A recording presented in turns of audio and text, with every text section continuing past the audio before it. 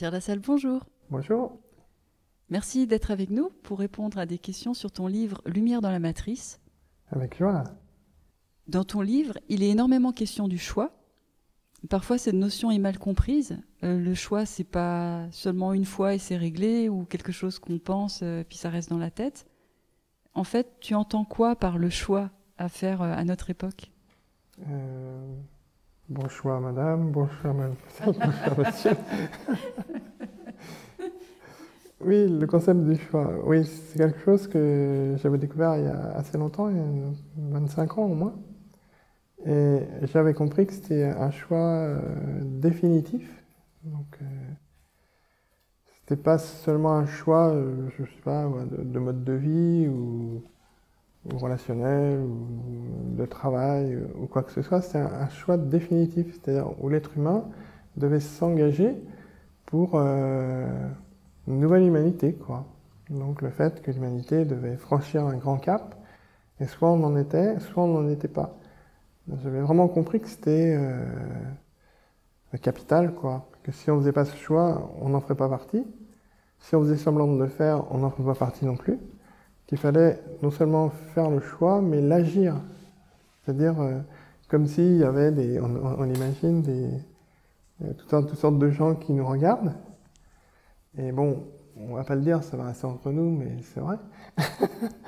Qui nous regardent, puis voilà, puis ils comptent les points, puis ils disent, bah, celui-là, il a plein de belles idées dans sa tête, mais qu'est-ce qu'il en fait? Bah, il agit le contraire, donc ça compte pour du beurre.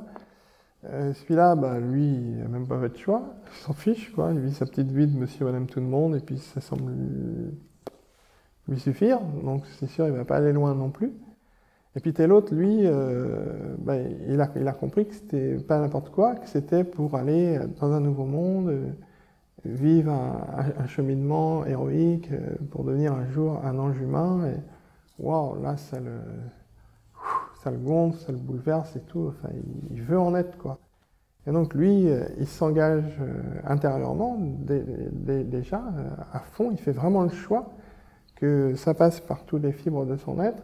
Et puis après, il l'agit dans tous les domaines de sa vie, tant qu'il peut, quoi. Et il se dit, bah, si ça dure des années, ça durera des années, mais moi, je veux en être. Et puis, c'est ça qui est le plus important dans ma vie. Donc, c'est ce genre de choix que j'avais détecté, où je m'étais dit, bah, le 21e siècle sera le siècle du choix. Et j'avais compris que c'est dans les années 20 et 30 de ce siècle que ça devait se jouer, quoi. Et que bah, c'était ça, quoi. C'était vraiment définitif. Il ne suffisait pas de se dire dans sa tête, je vais le faire. Non.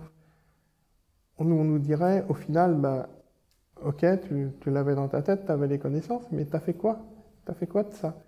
Si tu n'en as rien fait, bah, je suis désolé, mais tu es passé à côté. Et qu'est-ce qui est le plus important? Parce qu'il y a des gens aussi qui avaient zéro connaissance par rapport à toi et qui n'ont pas fait le choix non plus, mais eux, ils n'avaient pas de connaissances. Toi, tu avais les connaissances et malgré ça, tu n'as pas fait le choix. Donc c'est pire, quoi, parce que toi, tu savais exactement ce qu'il fallait faire et puis tu l'as pas fait. Donc ces gens-là nous diront, bah, c'est ça le pire, quoi. Parce que si tu as les connaissances qu'il faut pour faire le choix, tu dois devenir responsable de ton choix, c'est-à-dire l'agir vraiment. Et à ce moment-là, tu montres l'exemple, ce qui peut même permettre à entraîner d'autres gens à ta suite et se dire, ah ouais, c'est vrai, il l'a fait, le choix, c'est donc possible, donc je peux peut-être le faire aussi, quoi. Donc ça, c'est vraiment un choix radical. C'est vraiment ce que j'avais compris et je me suis dit que c'était ça que j'allais montrer et enseigner, parce qu'il y aurait un jour où ça serait clac, quoi. Les minutes d'avant et les minutes d'après, c'est pas pareil, quoi. Soit tu as fait le choix, soit tu n'as pas fait le choix. Et que ça risquait d'être grave si tu le faisais pas, quoi. Et surtout si tu l'agissais pas. Parce qu'il s'agit de changer de monde et donc ça va jouer sur les actes, quoi. Donc c'est sûr, il faut le comprendre. Au départ, ça passe par la tête, c'est normal, mais après, il faut que ça descende dans les membres, quoi. Donc c'est ça.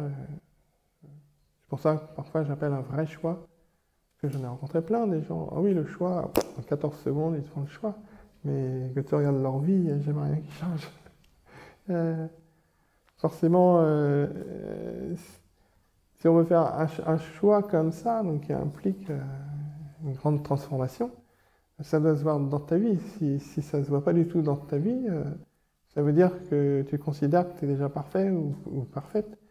Et donc, comme personne n'est parfait ni parfaite, ça veut dire qu'on se ment à soi-même, quoi. Alors là, on ne peut pas se permettre ça, c'est trop grave. Donc c'est ça qui est, comment je dirais, gênant actuellement, je trouve, c'est qu'il y a énormément de gens qui font semblant que non, il ne se passe rien, que c'est comme d'hab, quoi. Par exemple, un truc de fou, les gens ils font des mômes puis ils les tuent, quoi. Parce que ils sont vaccés contre le Covid, machin, et puis il n'y a jamais eu autant de fausses couches ou d'enfants qui mort-nés ou quoi. Puis personne ne se pose la question, ah, c'est pas de bol, quoi. Là, c'est non seulement on refuse de voir le mal en face, mais on refuse de voir les atrocités commises par le mal, qui sont portés par des humains, en plus, des scientifiques, des médecins, des sages-femmes et tout et tout. On n'a jamais vu ça dans toute l'histoire de l'humanité, qu'on est arrivé à un stade où il faut arrêter le massacre, quoi. Maintenant, il faut voir le mal en face et puis faire son choix, quoi. Sinon, il y a énormément de gens qui vont être perdus, quoi. Ça, c'est sûr. D'ailleurs, il y a pas mal d'annexages, j'avais dit que 80% des gens choisiraient le mal.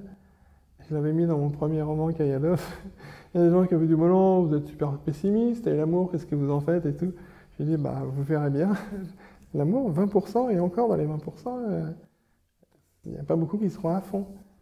Et puis maintenant, avec les vaccins, c'est ce qu'on a vu, quoi. Il n'y en a que 20% qui ne le sont pas.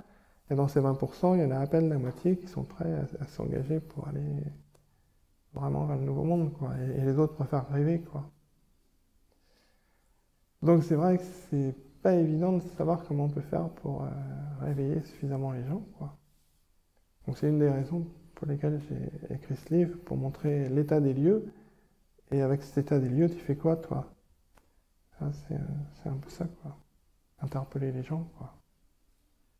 Merci Pierre pour toutes tes réponses. T'en prie.